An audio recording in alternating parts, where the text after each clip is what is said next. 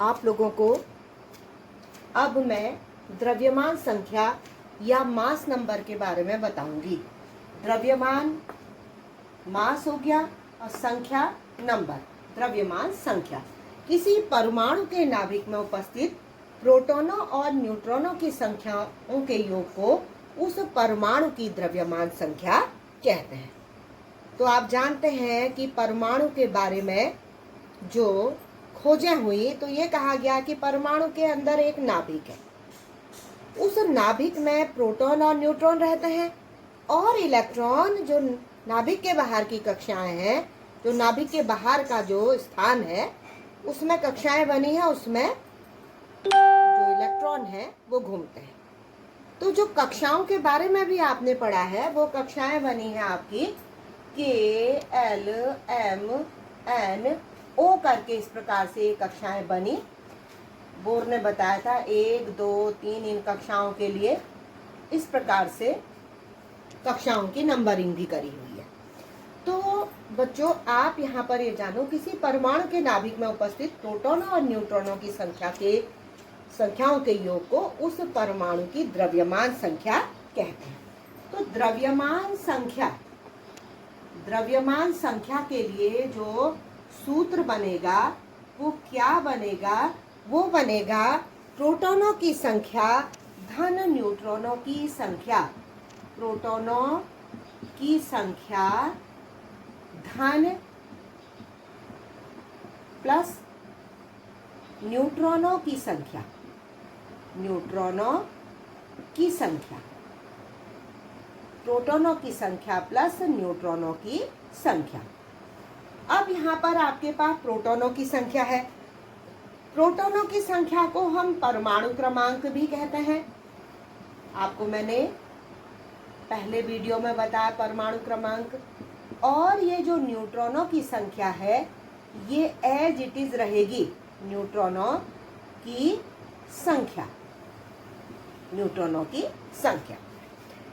यहाँ इसको परमाणु क्रमांक को हम Z से दिखाते हैं और न्यूट्रॉन की संख्या को हम N से दिखाते हैं।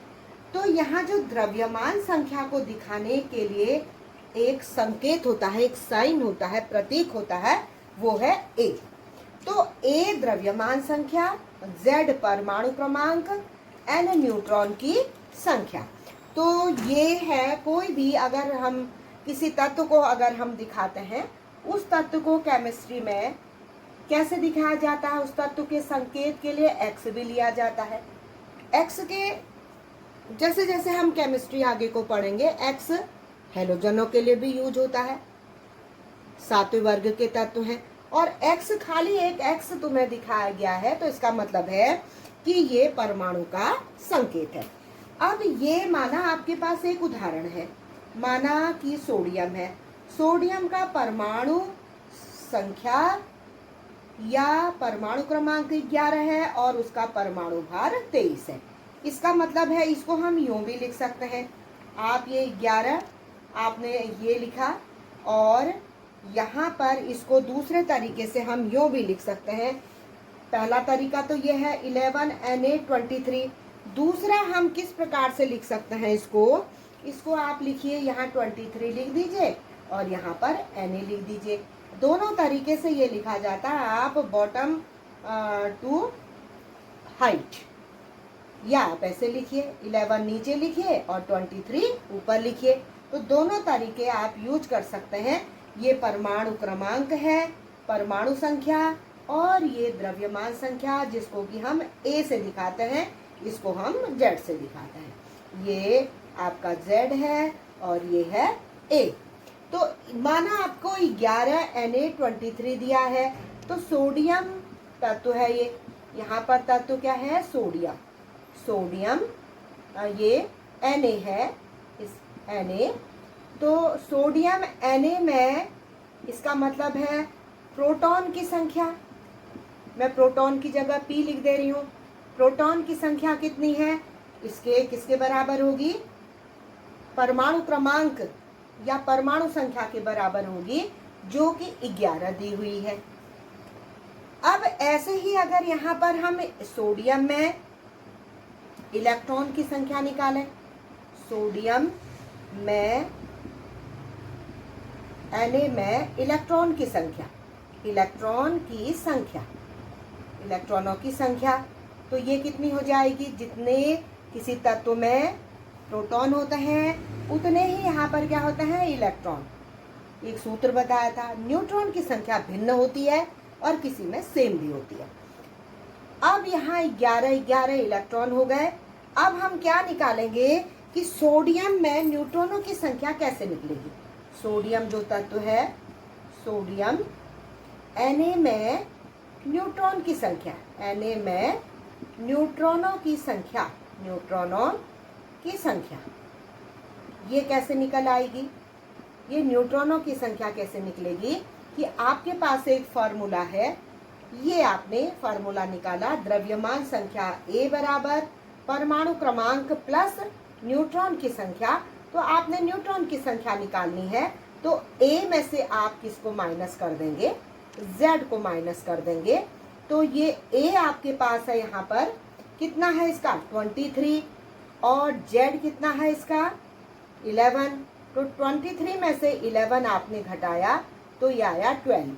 अर्थात सोडियम तत्व में 12 न्यूट्रॉन है।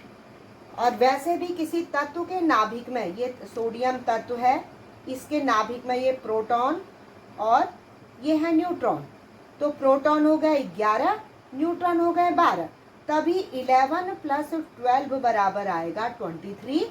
और इलेक्ट्रॉन जो कक्षाओं में घूमेंगे वो इस प्रकार से घूमेंगे। पहली कक्षा ये K है, इसके लिए आपके 2 इलेक्ट्रॉन। अब दूसरी कक्षा में कितने घूमेंगे? 11 है तो दूसरी कक्षा में 2 ये हो गए, 2 3 4 5 6 7 8, 1 2 3 4 5 6 7 8, 8 और 2 आपके पास 10 हो गए। अब जो अगली कक्षा आएगी उसके लिए केवल 1 इलेक्ट्रॉन आप शो करेंगे कक्षा में। तो ये टोटल 11 इलेक्ट्रॉन हो गए, 1 2 3 4 5 6 7 8 9 10 11।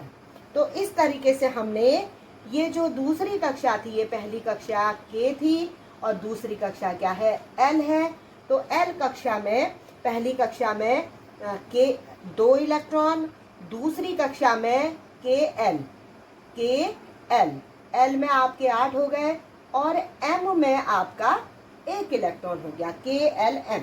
तो देखिए पहली कक्षा में K में आपके 2 हो गए, L में हो गए आपके 8 और M में हो गए आपके 1।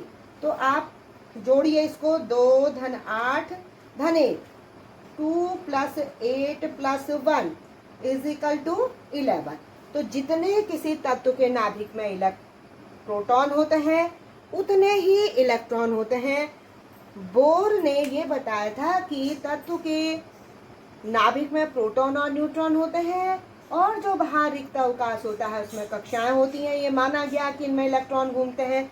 पहली कक्षा K, दूसरी L, तीसरी M, चौथी N, पांचवी O। तो यहाँ पहली कक्षा में अधिकतम 2 इलेक्ट्रॉन होते हैं, दूसरी कक्षा में किसी तत्व के परमाणु संख्या के आधार पर इलेक्ट्रॉनिक विन्यास होता है, दूसरे में 8, 2, 8, 18, 32 इस प्रकार से इलेक्ट्रॉन कक्षाओं में प्रवेश करते हैं। फिर इससे आगे मैं अगले वीडियो में पढ़ाऊंगी। Thank you.